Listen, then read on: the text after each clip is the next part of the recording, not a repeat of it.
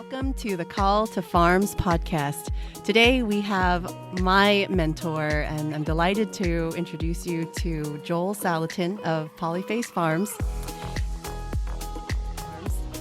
And Joel, it's an honor to have you here. One of the things I love about you is your systems thinking efficiency, the common sense frugality that you have, and the respect for land and animals.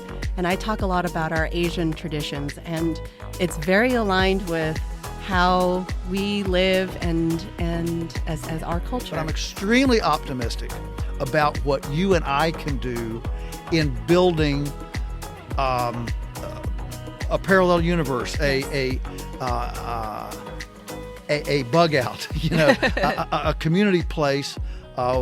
This is the Benedictine option that Rod Drewer wrote about, where we don't travel to Washington and we don't focus on trying to get those people up there straightened out. We take all that negative angst and frustration and we focus on innovating, creating, and building and imagining a world around us that's more resilient. And so we take all that angst and we become hope and help when the world becomes hopeless and helpless. I love that. And that's absolutely the transition that I had to go through to this cookbook. Yeah. Coming from that world of my world is ending to how do I take all this angst? How do I take all this anxiety and fear, more or less, and turn it into a place of hope? And as one of the first persons who's read your cookbook. Yes. Thank you, Joel. It is an incredibly hopeful thing. And yeah, I absolutely get that.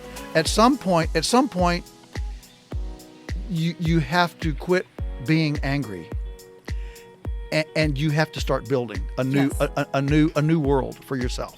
Right. And because otherwise, you'll get ulcers. You'll get stressed, and that's not good.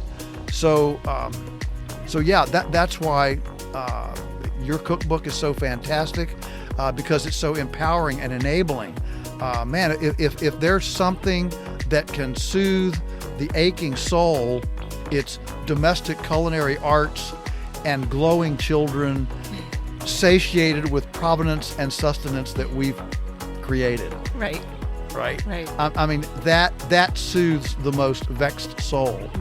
And so, what better way to defund Monsanto right. than with a great cookbook?